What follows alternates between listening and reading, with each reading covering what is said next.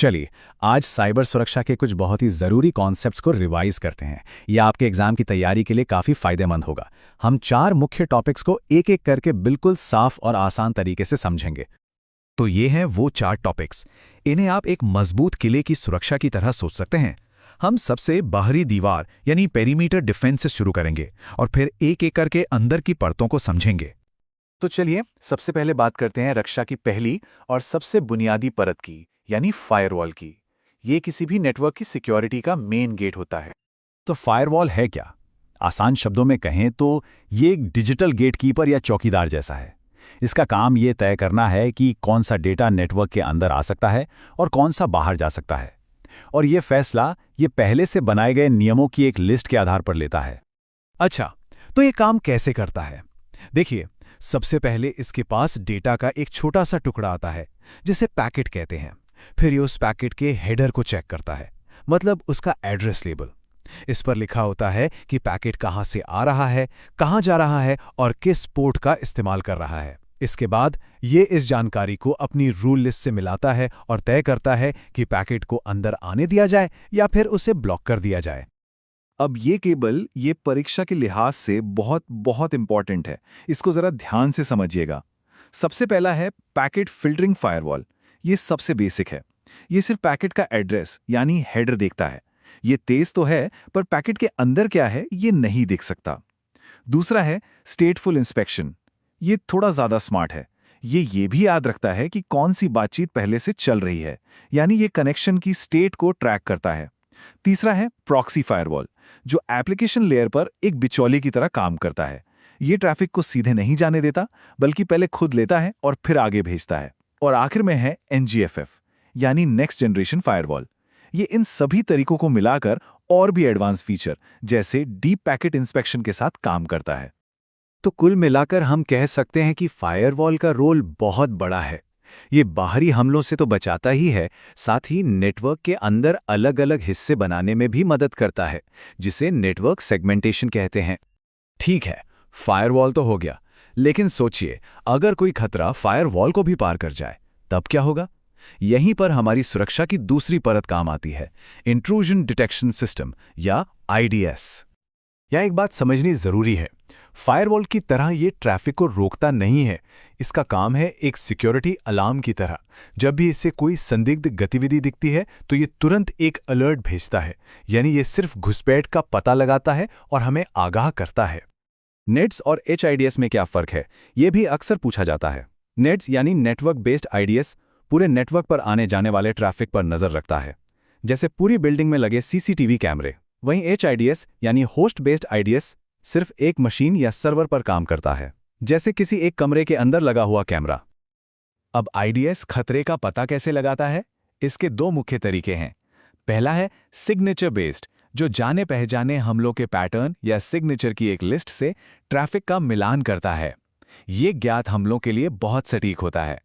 दूसरा है anomaly based, जो पहले सिस्टम के नॉर्मल बर्ताव को सीखता है और फिर जब भी कुछ अलग या असामान्य होता है तो ये अलर्ट कर देता है।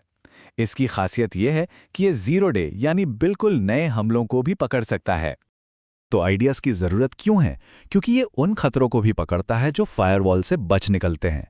ये कंपनी के अंदर से होने वाले खतरों यानी इनसाइडर थ्रेट्स की पहचान कर सकता है, या फिर जब कोई अटैकर नेटवर्क में घुसकर एक से दूसरी मशीन पर जाता है, जिसे लैटरल मूवमेंट कहते हैं, उसका भी पता लगा सकता है।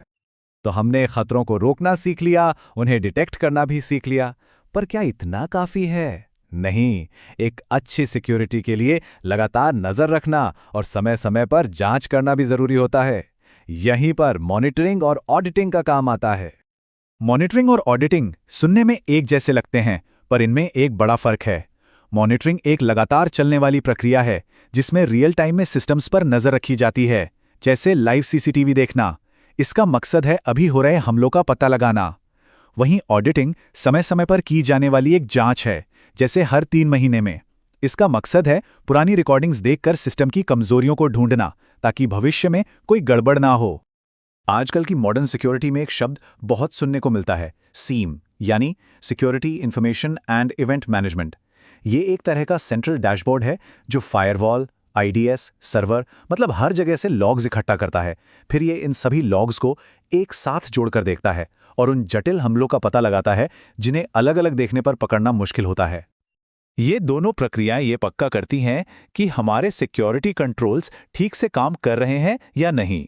साथ ही ये कंपनियों को NIST या ISO 27001 जैसे स्टैंडर्ड्स का पालन करने और जवाबदेही तय करने में भी मदद करती हैं।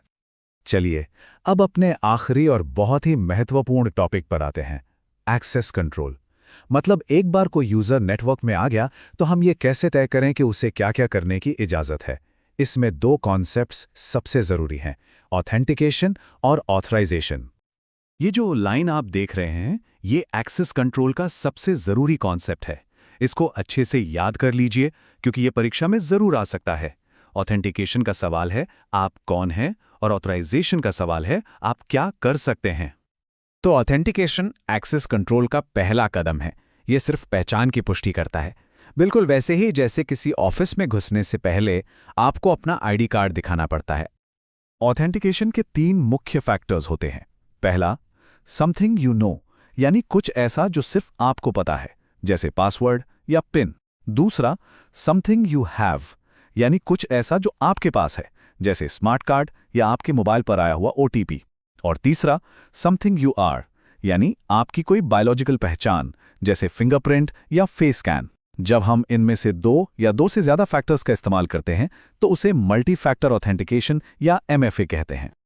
अब जब पहचान साबित हो गई तो अगला कदम है ऑथराइजेशन। ये प्रक्रिया तय करती है कि आपको कौन-कौन से रिसोर्स इस्तेमाल करने की इजाजत है। जैसे ID कार्ड दिखाने के बाद आपको एक की कार्ड मिलता है जो सिर्फ कुछ ही दरवाजे खोलता है, सारे नहीं। यही ऑथराइजेशन है। ऑथराइजेशन लागू करने के कई तरीके हैं, जैसे RBAC जो आपके जॉब रोल पर आधारित है, या ACLs जो फाइलों पर लगाई जाती हैं। इन सब में एक सिद्धांत सबसे जरूरी है जिसे कहते हैं प्रिंसिपल ऑफ लीस्ट प्रिविलेज। इसका एक ही मतलब है, किसी को भी सिर्फ उतनी ही परमिशन दो जितनी उसके काम के लिए जरूरी है, न कम न ज्यादा। तो अब इन चारों कॉन्सेप्ट्स को जानने के बाद जरा सोचिए कि जो डिजिटल सर्विसेज हम रोज इस्तेमाल करते हैं, जैसे ऑनलाइन बैंकिंग या सोशल मीडिया, वो हमारी जानकारी को सुरक्षित रखने के लिए इन सभी परतों का इस्तेमाल एक साथ कैसे करती हैं। ये ओवरव्यू अनुपम द्वारा बनाया गया था।